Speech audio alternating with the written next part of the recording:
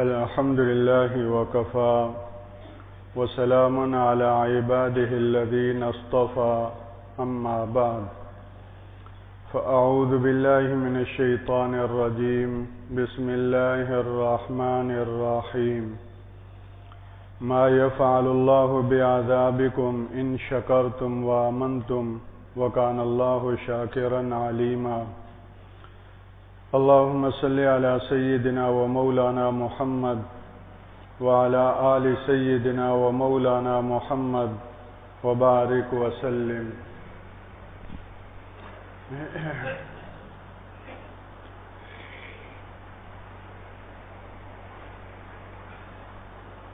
کوئی بھی مربی، استاد، والدین اور بڑے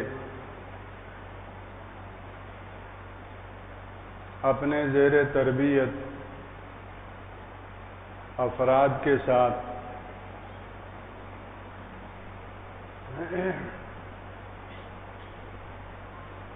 عمدہ اور اچھی کارکردگی پر انعام اور احسان کا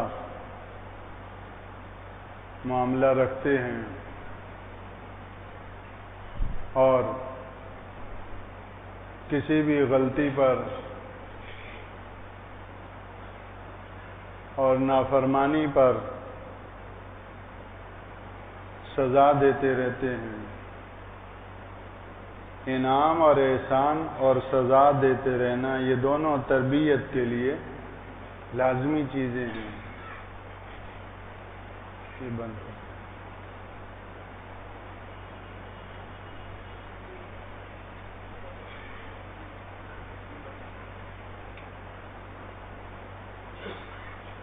باپ ہے، دیکھتے ہیں کہ بیٹا بہت اچھی کارکردگی کا مظاہرہ کر رہا ہے تو اس کی محنت پر، اس کی اچھائی پر، اس کی فرمانبرداری پر اس کو نوازتا ہے، انعام دیتا ہے اور اس کے ساتھ احسان کا معاملہ کرتا ہے. لیکن وہی بیٹا اگر غلط کرے تو باپ جس ہاتھ سے انعام دیتا ہے اسی ہاتھ سے اس کو چپت بھی رسید کر دیتا ہے. اور یہ چپت رسید کرنا کوئی دشمنی نہیں ہے، یہ زبان سے ڈانٹ دیتا ہے، آنکھیں دکھا دیتا ہے، سختی سے پیش آتا ہے. یہ باپ کی تربیت کا لازمی حصہ ہے اور اس سختی اور اس سزا دہی کے پیچھے در حقیقت وہ تعلق اور وہ محبت جو پدری ہے وہ کار فرما ہے. جہاں یہ محبت اور تعلق کمزور ہو جاتا ہے تو وہاں یہ سننے کو ملتا ہے کہ جائے گڑھے میں مجھے کیا ہے، کرنے دو جو کرتے ہیں، مجھے اس سے کیا سروکار ہے. اس سے پتہ چلا کہ تعلق نہیں.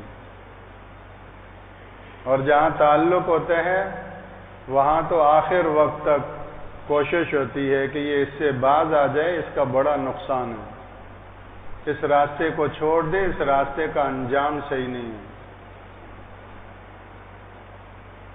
باپ بھی یہی کرتا ہے، ماں بھی یہی کرتی ہے، استاد ہے، ٹیچر ہے، وہ بھی یہی کرتا ہے. کوئی بھی مربی ہے وہ زیر تربیت افراد کے ساتھ یہ دو طرفہ نفیاً اور اثباتاً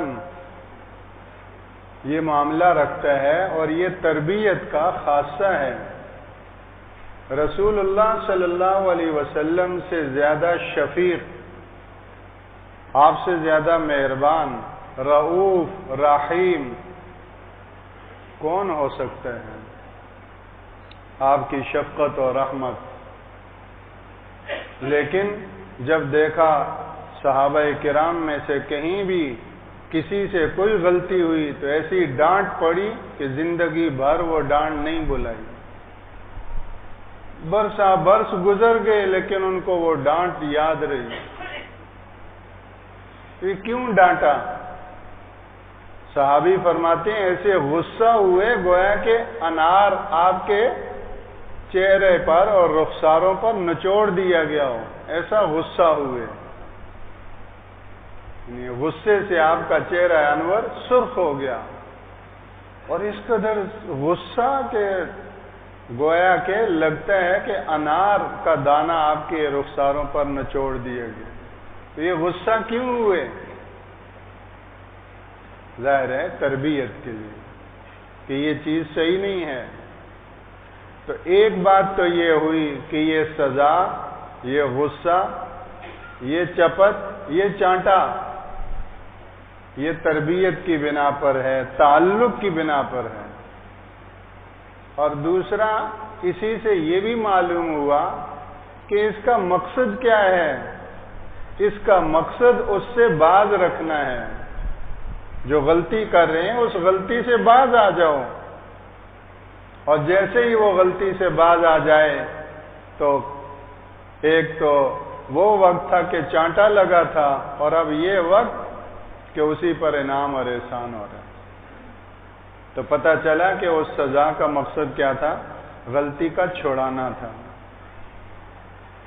ایک ٹیچر ہے، کلاس میں کسی بچے کو کھڑا کیا غیر حاضری پر کہ کل غیر حاضر کیوں تھے، اور 10 منٹ کھڑا رکھا، سارے بچے بیٹھے ہوئے ہیں بینچ پر اور وہ کھڑا ہے، 10 منٹ اس کو کھڑا رکھا۔ یہ اس لیے کھڑا رکھ رہے ہیں کہ کل اور آئندہ غیر حاضری نہیں کرنا، یہ سزا اس لیے دی۔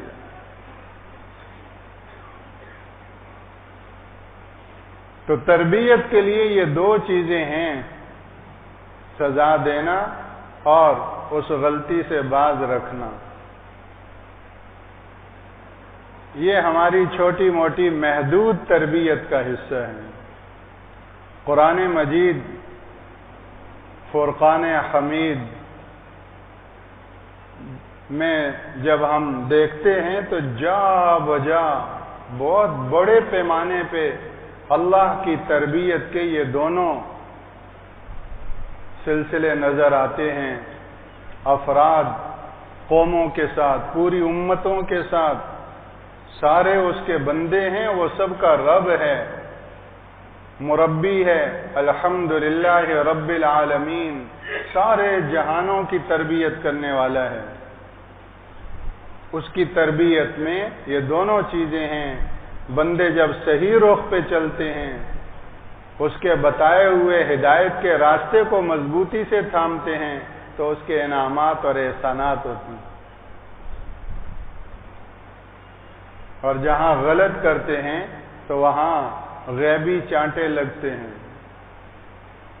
جہاں باغی بنتے ہیں، سرکش بنتے ہیں، جن سے منع کیا انہی کے اندر جاتے ہیں، تو پھر من جانب اللہ، جس کو ہم عذاب کہتے ہیں، من جانب اللہ ایسی گرفت اور پکڑ کی صورتیں آتی ہیں۔ تو ان کے ذریعے سے بھی بندوں کی تربیت ہے۔ یہ اللہ جل شانہ کا اپنے بندوں سے یہ تعلق ہے کہ غلط چلا تو اس غلط کے اندر اس کو جھنجھوڑا گیا، اس کو سزا دی گئی۔ فرعونیوں کے بارے میں آتا ہے، فارسلنا علیہم الطوفان والجراد والقمل والضفادع والدم آیات مفصلات، یہ سارے حالات میں ہم نے ان کو پکڑا، جھنجھوڑا، لعلہم یرجعون، کہ اپنے اس سے کیا ہو جائیں، باز آ جائیں۔ مختلف قوموں کے حالات میں یہ بات ملتی ہے کہ اللہ کی طرف سے پکڑ کی صورتیں، اخذناہم بالبأساء والضراء، ہم نے ان کو مالی بدحالی میں پکڑا، معاشی اعتبار سے، اقتصادی اعتبار سے ہم نے رزق کی لگاموں کو کھینچ لیا اور ان کے اوپر مالی بدحالی کے حالات طاری ہو گئے، اور والضراء، جسمانی طور پر بھی ہم نے گرفت کی، مالی اور جسمانی، اقتصادی اور معاشی مختلف رخوں سے ہم نے ان کو پکڑا، گرفت میں لیا۔ کیوں؟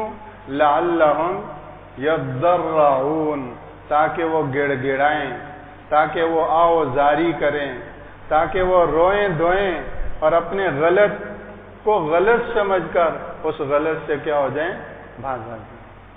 لعلہم یضرعون۔ چنانچہ ایک قوم کے بارے میں اللہ نے یہ شکوہ کیا، فلولا اذ جاءہم باسنا تضرعوا، پھر جب ہماری پکڑ ان پر آئی تھی تو وہ کیوں نہیں گڑ گڑائے؟ فلولا اذ جاءہم باسنا تضرعوا ولکن قست قلوبہم، لیکن ان کے دل سخت ہو گئے تھے۔ ہماری سزا دہی جس مقصد کے لیے تھی وہ سزا ملنے کے بعد بھی وہ مقصد پورا نہ ہوا، ان کے دل بگڑے ہوئے تھے، سخت تھے۔ تو پھر وہ بڑی پکڑ آئی، جس پکڑ کے بعد پھر معافی کا دروازہ بند ہوتا ہے۔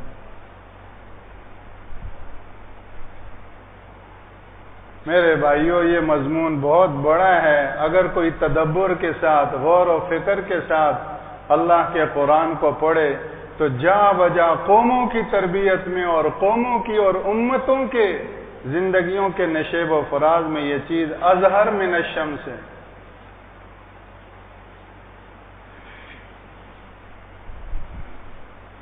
سورہ یونس کے اندر عجیب ذکر ہے۔ سورہ یونس میں چنانچہ پوری کی پوری قوم سدھر گئی، پوری کی پوری قوم، فرد نہیں کہ کچھ افراد توبہ طائب ہوں، کچھ افراد رو دو کر اللہ سے معاملہ صحیح کر لیں، نہیں، پوری کی پوری قوم بچوں سمیت، عورتوں سمیت بستی سے باہر نکل گئی۔ اپنے کیے کرائے کی سنگینی کا ان کو احساس ہوا، اور دل تو سخت ہو جاتے ہیں۔ ہر گناہ کے اندر یہ خاصیت ہے، وہ دل کو سل بناتا ہے، ہر گناہ۔ اور کہتے ہیں کہ گناہ کا نقد عذاب یہ ہے کہ وہ دل کو سخت کر دیتا ہے، اور ہر نیکی میں یہ تاثیر ہے کہ وہ دل کو نرم کرتی ہے، دل کی اور یہ کسان سے پوچھیں کہ نرم زمین کتنی اچھی ہوتی ہے۔ تو ہر نیکی دل کو نرم کرتی ہے، ہر گناہ دل کو سخت کرتا ہے۔ تو دل تو ایسے تھے، اب ان کو احساس تو بہت تھا کہ ہم نے بہت غلط کیا۔ اللہ کے جلیل القدر پیغمبر حضرت یونس علیہ السلام کی دعوت کا جواب ہم نے صحیح نہیں دیا۔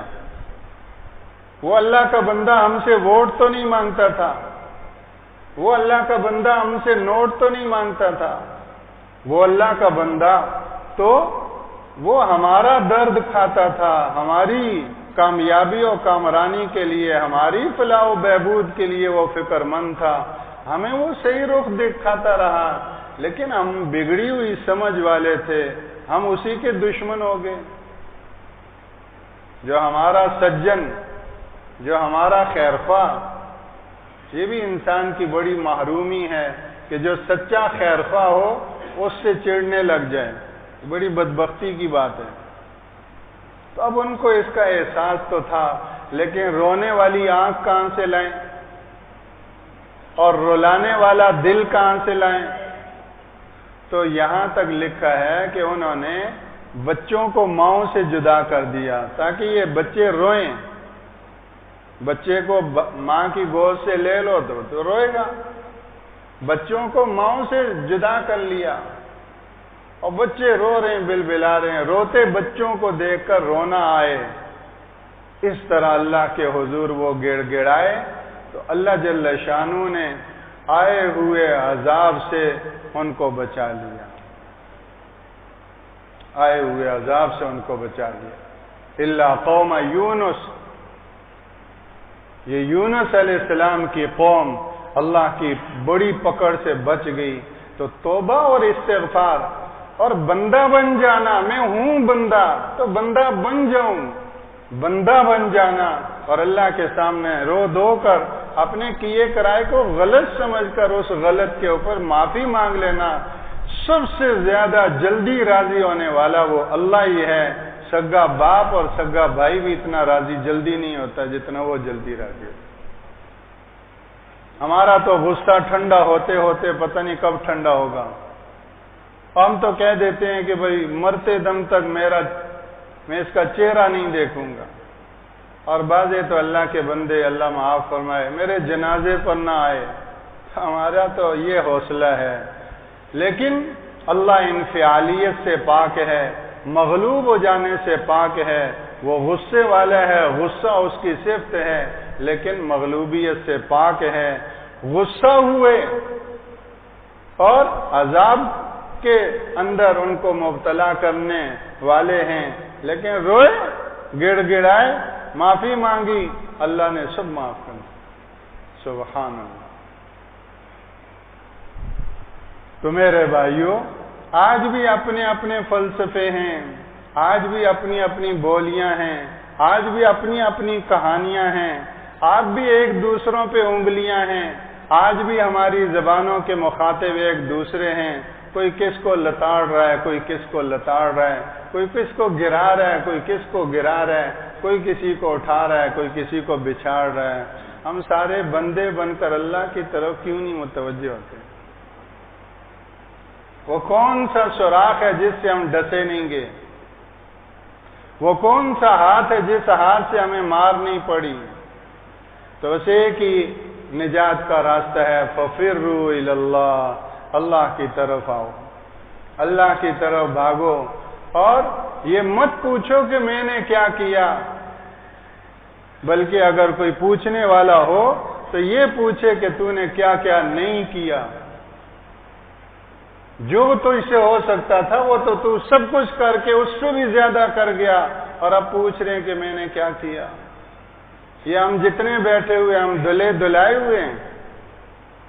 میں اگر اپنے گریبان میں جھانکوں، کہاں کہاں کس کس پر میں نے ظلم کر رکھا ہے۔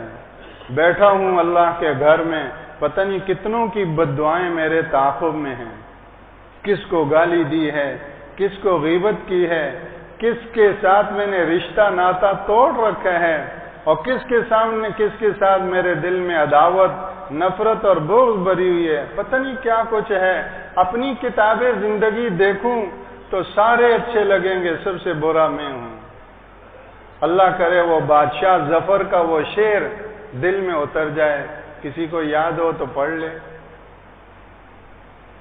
بادشاہ ظفر، ہندوستان کا آخری مغلیہ بادشاہ، پڑی جب اپنے اوپر نظر تو کوئی جہاں میں برا نہ رہا، رہے دیکھتے اوروں کے عیب و ہنر، کوئی بھی بات ذوق نہیں، کسی کو تو یاد ہوگا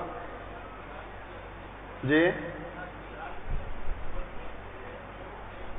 نہ تھی حال کی اپنی خبر، نہ تھی حال کی، یہ سچ بات ہے، اپنے اوپر نظر جلدی جلدی جاتی نہیں ہے، اس کو ہنسی نہ سمجھیں، یہ حقیقت ہے۔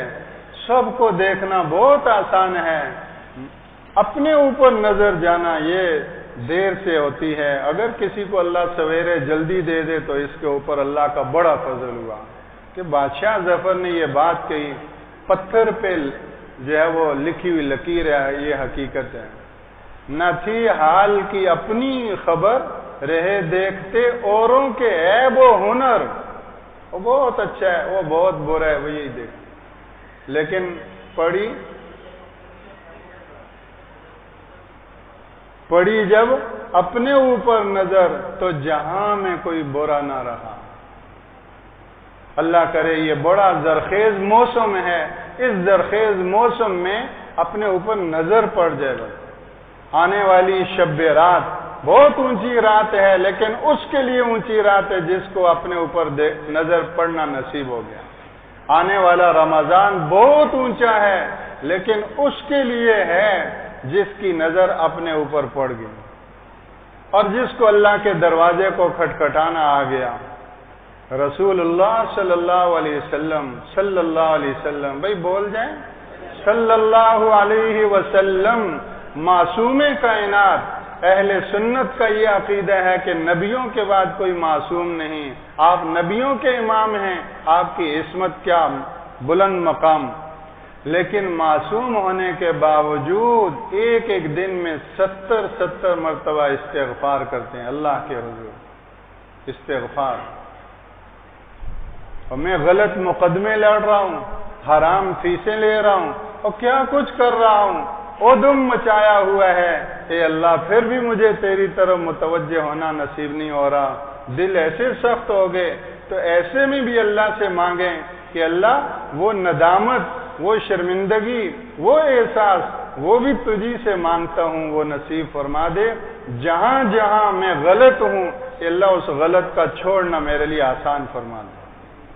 تیرے حلال کے خزانے لامحدود ہیں، میں تو رشوت پہ پڑ رہا ہوں، میں تو حقوق غصب کرنے پہ پڑ رہا ہوں، ٹیکسز کی برمار ہے، ریاست اپنی عوام کو بچے بنا کر کھا رہی ہے، ایسے ظلم کے اندر ہم پس رہے ہیں۔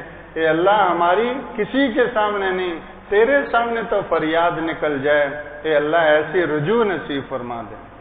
آج اگر میں درست ہو جاؤں، پتہ نہیں کہاں کہاں تک ایک درخت جو ہے 100 ایئر کنڈیشن جتنی ٹھنڈک چھوڑتا ہے، ایک درخت کسی درخت کے پاس سے گزرے کتنا سکون ہوتا ہے۔